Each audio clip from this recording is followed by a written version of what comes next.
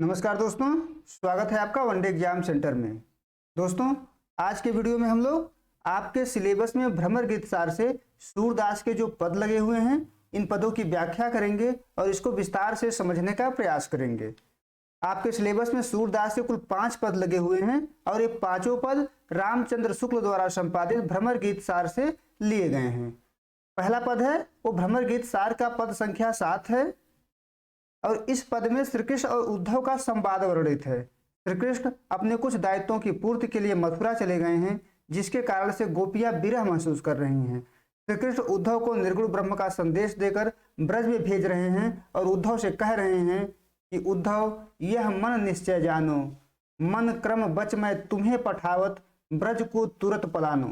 कृष्ण उद्धव से कह रहे हैं कि हे उद्धव, अपने मन में तुम यह दृढ़तापूर्वक निश्चय कर लो, दृढ़तापूर्वक जान लो कि मैं मन, कर्म और वचन से तुम्हें ब्रज में भेज रहा हूं। तुम बिना किसी देरी के तुरंत ब्रज में चले जाओ। मन क्रम बच मैं तुम्हें पठावत, ब्रज को तुरंत पलानो। पूरन ब्रह्म सकल अविनाशी, ताके तुम हो ज्ञाता। कृष्ण उद्धव से कह रहे हैं कि हे उद्धव, तुम उस ब्रह्म के ज्ञाता हो जो पूर्ण है, जो अविनाशी है, और तुम उस ब्रह्म के ज्ञाता हो जिसको न कोई रेख है, न कोई जाति है, न कोई कुल है, न कोई परिवार है, जिसके कोई माता पिता भी नहीं है, यानी जो ब्रह्म इन सांसारिक उपाधियों से रहित है, उस ब्रह्म के तुम ज्ञाता हो। यह मत दय गोपिन कह आवहु, बिरह नदी में भासती। हे उद्धव, आप इस मत को, इस निर्गुण निराकार ब्रह्म के मत को गोपियों को देकर के आइए जो विरह नदी में डूबी हुई हैं, यानी हमारे मथुरा चले आने से जो विरह महसूस कर रही हैं, जो बेचैनी महसूस कर रही हैं, उन गोपियों को इस निर्गुण ब्रह्म का मार्ग दिखलाइए, उनको इस ब्रह्म का संदेश दे करके आइए। सूर तुरत यह जाए कहो तुम, ब्रह्म बिना नहीं आ सकती। सूरदास कह रहे हैं कि श्री कृष्ण उद्धव से कह रहे हैं कि हे उद्धव, यह जाए कहो तुम गोपियों से यह जाकर के कहो कि ब्रह्म बिना नहीं आ सकती। ब्रह्म में ही सच्ची आसक्ति है, निर्गुण ब्रह्म में ही सच्ची आसक्ति है। निर्गुण ब्रह्म के बिना, आसक्ति के बिना मुक्ति संभव नहीं है। आगे बढ़ते हैं। अगला पद है भ्रमर गीत सार का 21 नंबर पद आपके सिलेबस में लगा हुआ है। यहाँ पर अब उद्धव जो है श्री कृष्ण का संदेश लेकर गोपियों के पास पहुंच गए हैं, ब्रज भूमि में पहुंच गए हैं और पहुंचकर गोपियों को श्री कृष्ण का संदेश सुना दिए हैं। गोपियां उद्धव का जवाब देते हुए कह रही हैं कि गोकुल सबे गोपाल उपासी। हे उद्धव, गोकुल में सभी लोग गोपाल की उपासना करने वाले हैं, श्री कृष्ण से प्रेम करने वाले हैं। जोग अंग साधन जे ऊझो, ते सब रहत ईसपुर काशी। हे उद्धव, योग अंग की साधना करने वाले, योग की उपासना करने वाले गोकुल में नहीं रहते हैं। जो लोग योग की उपासना करते हैं वह सभी लोग कहाँ रहते हैं? ईसपुर काशी, यानी ईश्वर की नगरी काशी में निवास करते हैं। शिव की नगरी काशी में निवास करते हैं। यहाँ गोकुल में, ब्रज भूमि में सभी लोग गोपाल की उपासना करने वाले हैं, कोई योग का साधक नहीं है। आगे गोपियां कहती हैं, यद्यपि हरि हम तज अनाथ करे, तदप रहत चरणन रस राशि। यानी भगवान श्री कृष्ण हमको त्याग करके, हमको अनाथ करके मथुरा चले गए हैं, लेकिन तदपि रहत चरणन रस राशि, हम उनके चरण रस में डूबे रहते हैं, हम उनके प्रेम में डूबे रहते हैं। अपनी शीतलता न छाणत, यद्यपि है सची राहु गराशी। यहाँ गोपियां कहती हैं कि जिस प्रकार से चंद्रमा राहु के ग्रस्त लेने पर भी, चंद्र ग्रहण लग जाने पर भी अपनी शीतलता नहीं छोड़ता है, क्योंकि शीतलता चंद्रमा का गुण होता है, चंद्रमा शीतलता नहीं छोड़ता है। उसी प्रकार हम भी श्री कृष्ण के प्रति अपने प्रेम को नहीं त्यागेंगे, आपके ब्रह्म को ग्रहण नहीं करेंगे। यहाँ गोपियां जो हैं राहु से तुलना करवा रही हैं निर्गुण ब्रह्म का, और शीतलता यानी चंद्रमा की शीतलता से तुलना करवा रही हैं भगवान श्री कृष्ण के प्रेम का। यानी भगवान श्री कृष्ण का प्रेम शीतल है और जो निर्गुण ब्रह्म है वह राहु के समान है, हम इसको ग्रहण नहीं कर सकते हैं। काय अपराध जोग लिखी पठवत, प्रेम भजन तज करत उदासी। गोपियां उद्धव से कह रही है कि हे उद्धव, हमारा क्या अपराध है कि भगवान श्री कृष्ण हमको योग लिख करके भेज रहे हैं, हमें योग का संदेश दे रहे हैं और इस उदासी भरे हुए मार्ग पर हमको भेज रहे हैं। सूरदास ऐसी को बिरहिन, मांगति मुक्ति तजे गुण राशि। सूरदास कह रहे हैं कि गोपियां कह रही हैं कि हे उद्धव, ऐसी कौन सी विरहणी होगी, ऐसी कौन सी गोपिन होगी जो मांगत मुक्त तजे गुण राशि, जो गुणों की राशि भगवान श्री कृष्ण को त्याग करके मुक्ति की मांग कर रही है, यानी ऐसी कोई गोपी नहीं है जो कृष्ण को त्याग कर मुक्ति की मांग कर रही है। आगे बढ़ते हैं। पद संख्या 23 आपके सिलेबस में लगा हुआ है और यहाँ गोपियां उद्धव के प्रति व्यंग कर रही हैं। व्यंग के लहजे में आपस में बात करते हुए कह रही हैं गोपियां कि आयो घोष बड़ो व्यापारी। गोपियां कह रही हैं कि ब्रजभूमि में कोई बड़ा व्यापारी आया है। चूंकि यहाँ व्यंग किया गया है और व्यंग के लहजे में हम जब कहते हैं कोई बड़ा व्यापारी आया है, जब कहते हैं आप बहुत बड़े व्यक्ति हैं, तो हम यह कहते हैं कि दरअसल आप छोटे व्यक्ति हैं, बड़े व्यक्ति नहीं हैं। गोपियां भी उसी प्रकार व्यंग करते हुए कह रही हैं कि ब्रज में कोई बड़ा व्यापारी आया है, आयो घोष बड़ो व्यापारी। लाद खेप गुण ज्ञान जोग की ब्रज में आय उतारी। गोपियां कहती हैं लाद यानी लादा हुआ है अपने सिर पर, खेप खेप कहते हैं गठरी को, और किस चीज की गठरी है?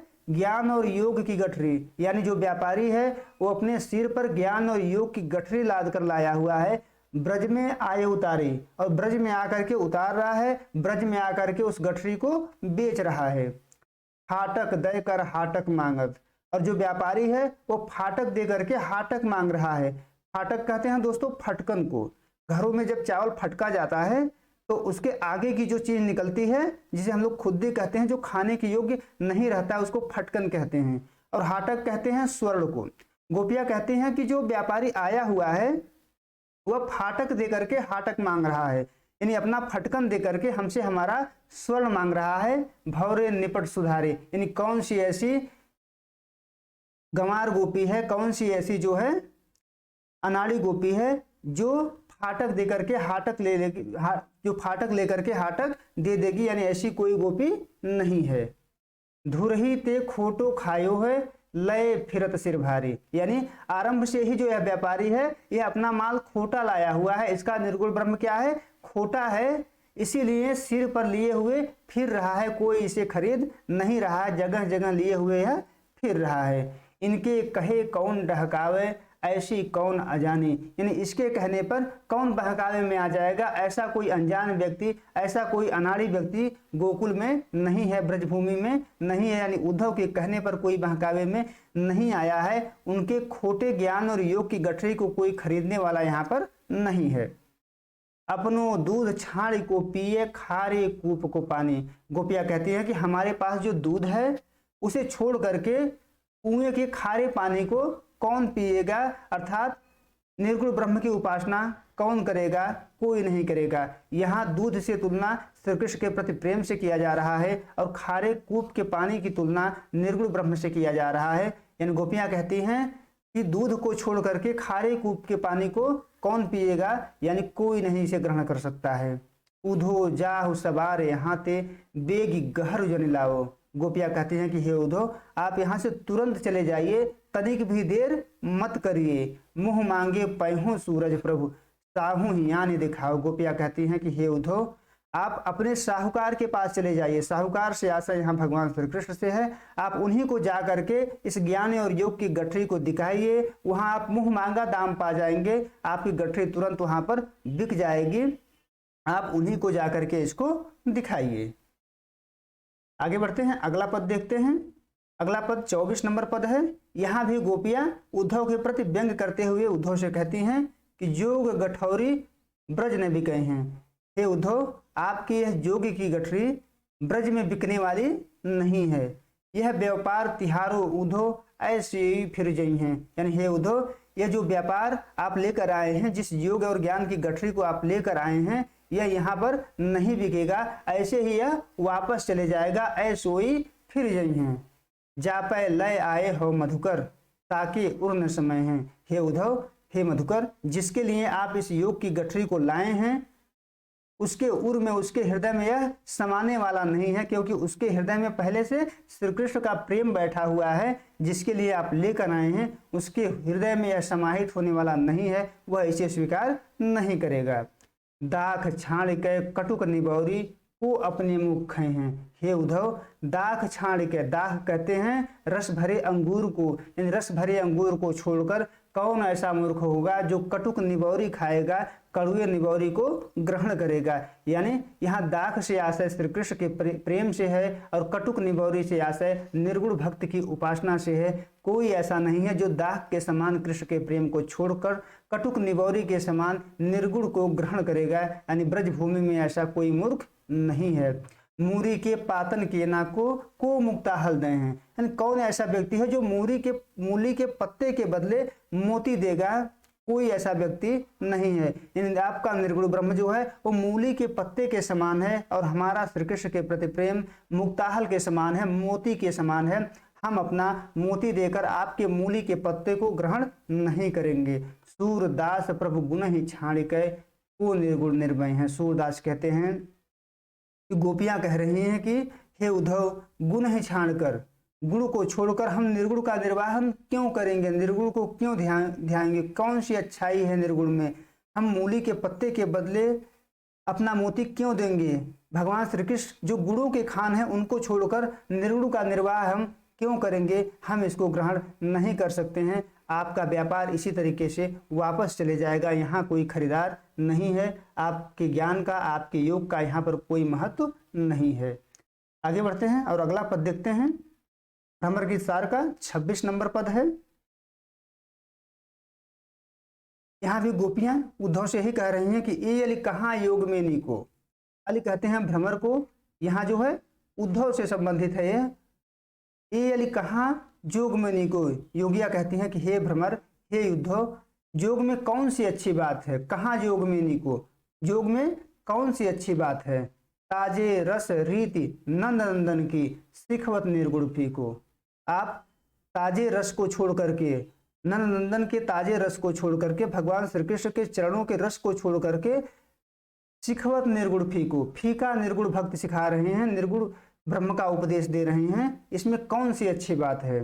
देखत सुनत ना ही कछु श्रवणन ज्योति ज्योति कर ध्यावत। यानी जिसको देखा नहीं जा सकता है, जिसको सुना नहीं जा सकता है, जिसके बारे में हम कुछ कह नहीं सकते हैं, केवल ज्योति ज्योति कह के उसके बारे में हम ध्यान लगा सकते हैं। ऐसे निर्गुण ब्रह्म में कौन सी अच्छी बात है। यानी हमें कोई अच्छी बात इसमें नहीं दिख रही है। सुंदर श्याम दयालु कृपानिधि कैसे हो विश्रावत।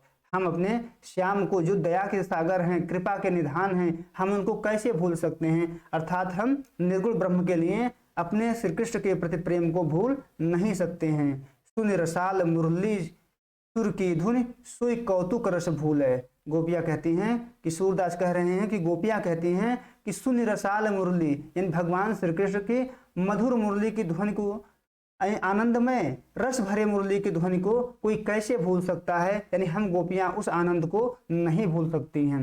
अपनी भुजा ग्रोव पर मेले गोपिन के सुख फूल है। गोपियां कहती हैं कि श्री कृष्ण अपनी भुजा को हमारे गर्दन पर रख देते थे, हमसे आलिंगन कर लेते थे, गोपिन के सुख फूल है। और गोपियां सुख से फूले नहीं समा रही थी, गोपियां अत्यंत प्रसन्न हो जा रही थी। इस प्रसन्नता को हम कैसे भूल सकते हैं, उस आनंद को हम कैसे भूल सकते हैं। अर्थात आपके निर्गुण ब्रह्म के बदले हम उस प्रेम को नहीं भूल सकते हैं। लोक कान कुल को भ्रम प्रभु मिल के घर बन खेले। यानी हम अपने लोक लाज की मर्यादा को छोड़कर, पारिवारिक चिंताओं को छोड़कर, पारिवारिक मर्यादाओं को छोड़कर, घर में और घर के बाहर, वन में, दोनों जगह हम श्री कृष्ण के से प्रेम का खेल खेल चुके हैं।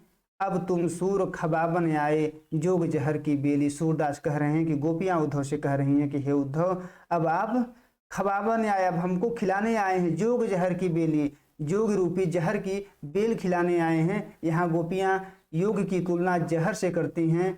आप हमको जहर की बेल खिलाने आए हैं, यानी हम इसको ग्रहण नहीं कर सकते हैं, इसमें कोई अच्छी बात नहीं है। उम्मीद है दोस्तों आपको यह वीडियो पसंद आया होगा। आप हमारे चैनल को सब्सक्राइब करिए, वीडियो को लाइक करिए, शेयर करिए। बहुत बहुत धन्यवाद।